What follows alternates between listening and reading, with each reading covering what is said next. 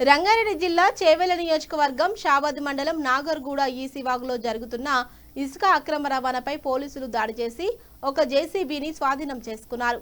వాగులో ఇసుకను జేసీబీ, టిప్పర్లు, ట్రాక్టర్ల సహాయంతో అక్రమంగా తరలిస్తున్నట్టు సమాచారం అందుకున్న పోలీసులు వెంటనే అక్కడికి చేరుకొని రెడీ హ్యాండెడ్గా పట్టుకున్నారు.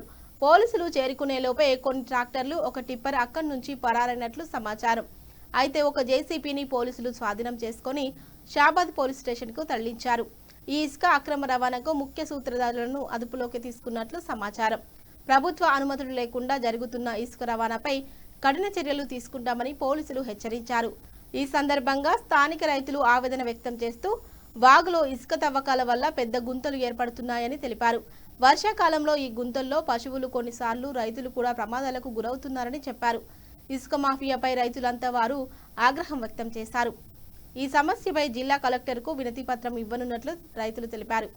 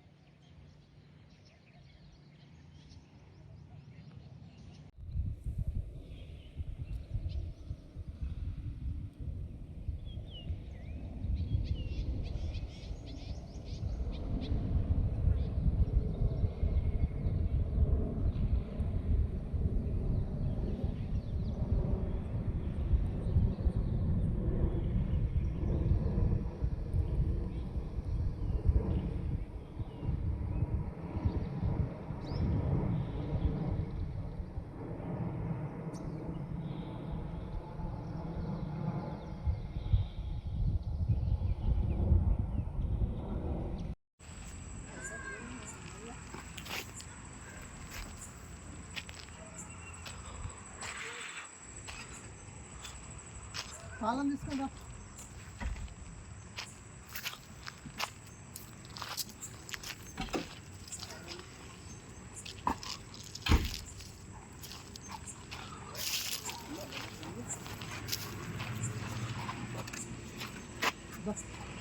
తాళం తీసుకుందా